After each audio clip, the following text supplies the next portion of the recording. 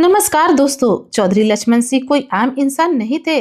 चौड़ी छाती, सफेद घनी मूछे, सिर पर राजपूती साफा और हाथ में चांदी की मूठ वाली भारी लाठी। वे अपने इलाके के एक जाने माने और रूपदार आदमी थे, मगर उनका स्वभाव थोड़ा जिद्दी था। जो ठान लेते उसको पूरा करके ही दम लेते थे। उस दिन सावन का महीना खत्म हो रहा था और हवा में हल्की सी उमस थी। सुबह सुबह दालान में नीम के पेड़ के नीचे बैठे चौधरी साहब अपना हुक्का गुड़गुड़ा रहे थे। अचानक उन्होंने हुक्के की नली एक तरफ रखी और गहरी सांस छोड़ते हुए अपनी घरवाली से बोले, सुनती हो भाग्यवान, जल्दी से भोजन बना लो, आज मैं भैंस लेने जाऊंगा। उनकी पत्नी जो चूल्हे पर रोटियां सेक रही थी बाहर आई। उनके चेहरे पर एक अनजानी सी चिंता की लकीरें उभर आई और चौधरी को समझाते हुए बोली, अजी, मौसम कुछ ठीक नहीं लग रहा, आज रहने दो, कल चले जाना। लेकिन चौधरी कहाँ किसी की सुनने वाले थे। उन्होंने अपनी लाठी जमीन पर ठोकते हुए कहा, अरे, मुझे कौन सा डकैत लूट लेंगे, तू बस शाम तक मेरे लौटने का इंतजार करना। अपनी इस जिद और गुरूर में वे घर से निकल पड़े। दिन चढ़ता गया, वैसे ही गर्मी भी बढ़ती गई। चौधरी अपने पसीने से भी गमछे से चेहरा पोंछता हुआ एक गांव से दूसरे गांव, एक पशु मेले से दूसरे पशु मेले में भटकते रहे। उन्होंने लगभग 20 भैंसें देखी, लेकिन उनकी पारखी नजरों में कोई भी पसंद नहीं आई। दोपहर ढलने लगी। एक व्यापारी की भैंस देखकर वे झंझलाहट से बोले, अरे रुलिया, इसे भैंस कहते हो, इसकी तो पसलियां गिनी जा रही। मुझे तो ऐसी भैंस चाहिए जिसमें जान हो। मुझे यह इस प्रकार हड्डियों का ढांचा नहीं चाहिए। थकान से उसके पैरों में दर्द होने लगा, लेकिन उसका अहंकार उन्हें खाली हाथ घर लौटने की इजाजत भी नहीं दे रहा था। भैंस की इसी तलाश और मोल भाव की खींचातानी में चौधरी साहब इतने खो गए कि उन्हें वक्त का अंदाजा भी न रहा। जब उनकी नजर आसमान पर गई तो सूरज पश्चिम पहाड़ियों के पीछे पूरी तरह छिप चुका था। आसमान का रंग सिंदूरी से गहरा नीला और फिर स्याह काला होने लगा था। वे एक अनजान दोराहे पर खड़े थे। मुख्य रास्ता पक्का था, लेकिन उससे गांव पहुंचने में आधी रात बीत जाती। लेकिन दूसरा रास्ता एक संकरी कच्ची पगडंडी का था। चौधरी ने अपने मन में सोचा कि इस पगडंडी से जाऊंगा तो शायद जल्दी पहुंच जाऊंगा। डरने वाली बात ही क्या है, मेरे पास यह लाठी है। बस यही उनके जीवन की सबसे बड़ी भूल साबित हुई। जैसे ही उन्होंने उस वीरान पगडंडी पर कदम रखा तो माहौल एकदम बदल गया। दिन की जो उमस थी वह अचानक एक बर्फीली और कपा देने वाली ठंडक में बदल गई। वह जगह इतनी सुन थी कि हवा भी पत्तों से टकराकर कोई आवाज नहीं कर रही थी। शाम ढलते ही गांव में अक्सर झिंगुरों की आवाज, कुत्तों का भौंकना या किसी के चूल्हे का धुआं दिखाई देता था, लेकिन यहाँ ऐसा कुछ भी नहीं था। पूरे इलाके से जिंदगी जैसे गायब हो गई थी। चारों तरफ सिर्फ घना अंधेरा था और चौधरी की जूतियों की चरचर की आवाजें सन्नाटे को चीर रही थी। पहली बार लक्ष्मण सिंह जैसे निडर और मजबूत इंसान के माथे पर डर का पसीना छलक आया। उन्होंने अपनी लाठी की मूठ को और कसकर पकड़ लिया, फिर खुद को तसल्ली देते हुए बुदबुदाए, अरे लक्ष्मण, तू तो कभी इंसानों से नहीं डरा, इस अंधेरे से क्या डरेगा। बस अब तो रात बिताने के लिए कोई ठिकाना मिल जाए। चलते चलते काफी वक्त बीत गया। तभी दूर उन्हें कुछ धुंधली सी पीली रोशनी दिखाई दी। राहत की एक लंबी सांस लेते हुए चौधरी उस रोशनी की तरफ बढ़ने लगे। उन्हें लगा कोई गांव आ गया, लेकिन जैसे ही उन्होंने उस गांव के सीबा में पहला कदम रखा तो उनके नथुने में सड़े हुए पत्ते और अजीब सी मनहूसियत की महक भर गई।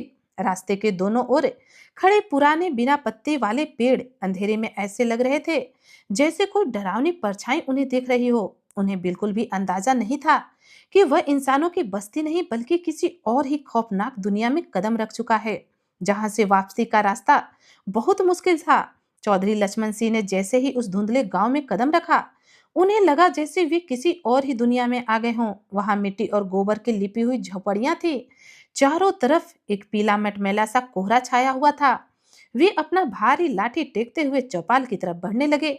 वहां एक पुराने बरगद के पेड़ के नीचे एक धुंधली सी लालटेन टंगी हुई थी। लालटेन के उस मध्यम रोशनी में चौधरी को एक आदमी खड़ा दिखाई दिया। वह कोई आम इंसान नहीं था। उसकी ऊंचाई जरूरत से ज्यादा ऊंची थी, लगभग 8 या 9 फुट था।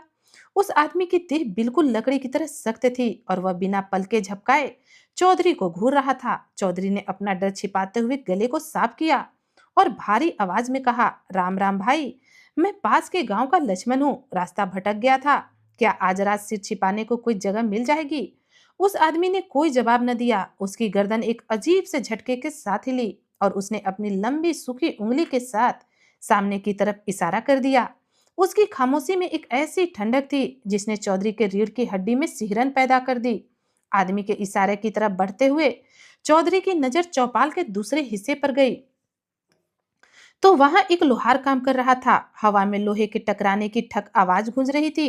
लेकिन जब लक्ष्मण सिंह ने गौर से देखा तो उनके पैरों की जमीन खिसक गई। लोहार जिस भट्टी के पास बैठा था वह बहुत ही ठंड और राख से अटी पड़ी थी।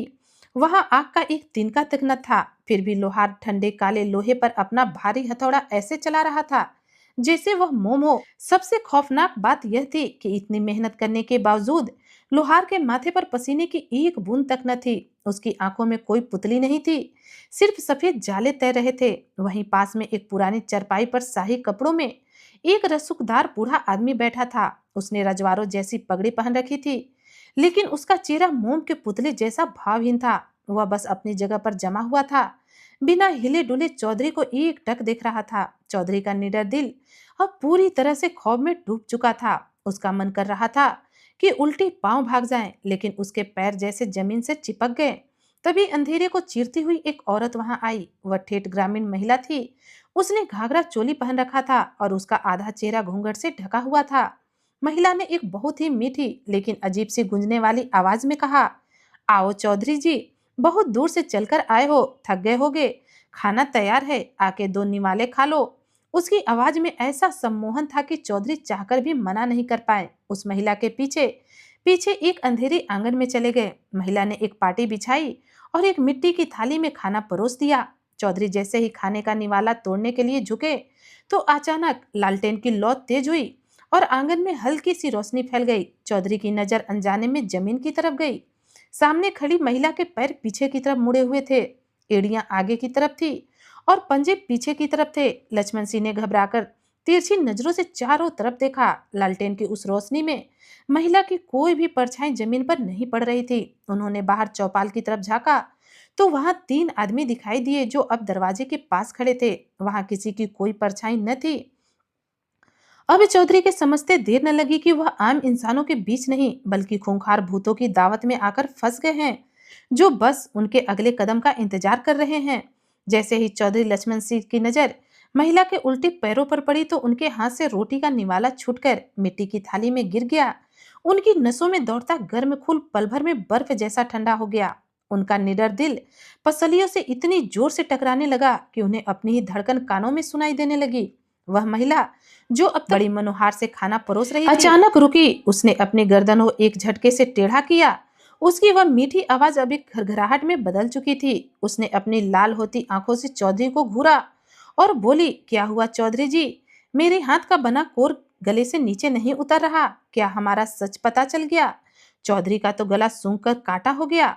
वे कुछ बोल पाते उससे पहले ही महिला के सिर से घूंघट खिसक गया। अब उसका चेहरा किसी आम ग्रामीण महिला की तरह नहीं था। उसकी त्वचा मोम की तरह पिघलती हुई सी लग रही थी और उसकी आंखों की जगह सिर्फ दो काले गहरे गड्ढे थे। अचानक महिला के गले से एक हंसी फूटी। शुरुआत में वह हंसी धीमी थी, लेकिन पलक झपकते ही वह एक ऐसे खौफनाक कान फाड़ देने वाली चीख में बदल गई जिससे आंगन में टंगी लालटेन का शीशा चटक गया और लोग फड़फड़ाने लगा। उस चीख में इंसानी दर्द नहीं बल्कि सदियों की शैतानी भूख थी। महिला की वह चीख सुनकर आंगन के बाहर अंधेरा जैसे सजीव हो उठा। उसी समय दरवाजे पर एक भारी साया उभरा।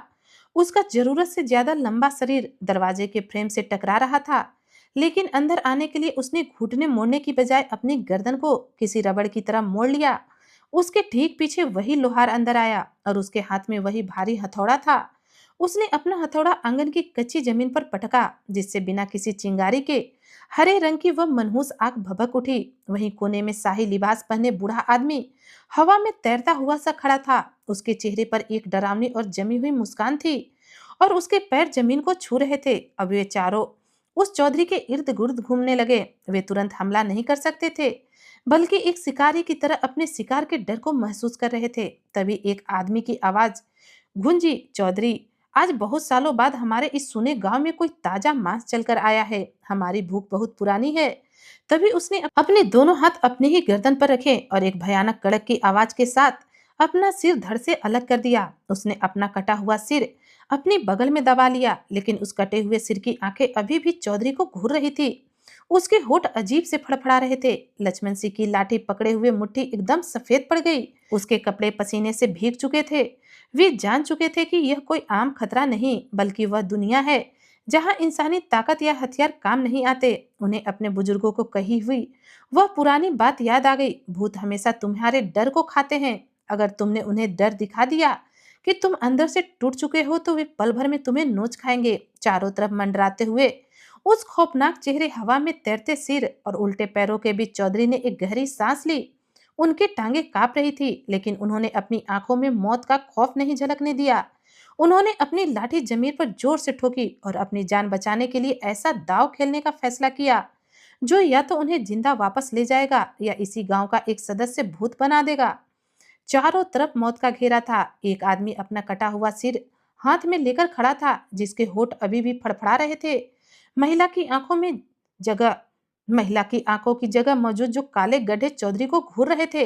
लोहार बिना आग के ही अपना भारी हथौड़ा तान कर खड़ा था और बूढ़ा आदमी हवा में झूलता हुआ अपनी खोखली हंसी हंस रहा था। इस दृश्य के बीच लक्ष्मण सिंह का तो खून जम गया। उसका मन चीख चीख कर कह रहा था कि वे घुटने टेक दे और अपनी जान की भीख मांगे, लेकिन वे जानते थे कि यह पिशाच उनके डर को सूंघ सकते हैं। अगर एक भी आंसू या चीख निकली तो वे उनकी बोटी बोटी नोच लेंगे। चौधरी ने अपनी लाठी को इतनी जोर से पकड़ा कि उनकी उंगलियों के जोड़ सफेद पड़ गए। उन्होंने अपनी कांपती हुई टांगों को सीधा किया और एक गहरी सांस खींची। अचानक उस मनहूस सन्नाटे को चीरती हुई लक्ष्मण चौधरी सिंह ने एक भारी गूंजता हुआ ठहाका लगाया। अरे मूर्खो!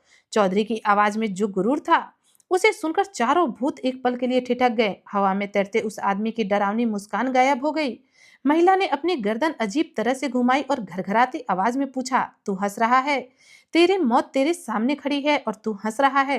चौधरी ने अपनी लाठी को जमीन पर जोर से पटका और फिर आंखें निकालकर रोब से बोला, तुमने मुझे कोई मामूली इंसान या भटका हुआ मुसाफिर समझ लिया। अरे मैं कामरूप कामाख्या का सिद्ध अघोरी हूँ।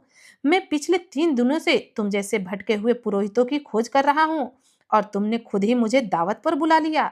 आज तो मेरा अनुष्ठान पूरा हो जाएगा। भूतों की दुनिया में अनजाना सा खौफ भी होता है। चौधरी का आत्मविश्वास देखकर आदमी का धड़ एकदम पीछे हट गया। लक्ष्मण सिंह ने बिना मौका गंवाए अपना हाथ अपने कंधे पर टंगे खाली झोली की तरफ बढ़ाया और एक रहस्यमय आवाज में बोले, अब बस मेरे इस झोले से मेरे गुरु का दिया हुआ जादुई चिमटा और भस्म निकालने की देरी है। तुम चारों को इसी आग में जलाकर बोतल में ना उतार लिया तो मेरा भी नाम लक्ष्मण सिंह नहीं। यह सुनते ही लोहार के हाथ से भारी हथौड़ा छूट गया। महिला और उस बूढ़े आदमी के चेहरे पर पहली बार डर की लकीरें दिखाई दी। वे समझ नहीं पा रहे थे कि यह इंसान सच बोल रहा है या झूठ।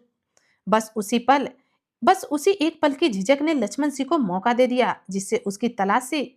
चौधरी ने पलक झपकते ही अपनी भारी चांदी की मूठ वाली लाठी घुमाई और आंगन के बीच में टंगी उस लालटेन पर दे मारी। छन से सीटा टूटा और आग का गोला सूखी घास और गोबर की पुती दीवार पर जा गिरा। अचानक उठी उस आग की लपट से भूत कुछ सेकंड के लिए अंधे हो गए। जय बजरंग बली!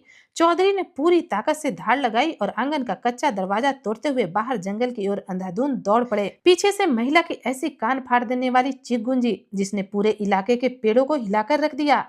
इसने हमें धोखा दिया है, पकड़ो इसे, जाने मत दो। लक्ष्मण सिंह बस भाग रहे थे। उन्हें नहीं पता था कि उनके पैर कहाँ पड़ रहे हैं। उनके पीछे अजीब सी और डरावनी आवाजें आ रही थी। कभी आदमी की भारी कदमों की धमक तो कभी हवा में उड़ते हुए बूढ़े की फुफकार। कई बार ऐसा लगा जैसे किसी ठंडे हाथ ने उनके कुर्ते का कोना पकड़ लिया हो, लेकिन वे रुके नहीं।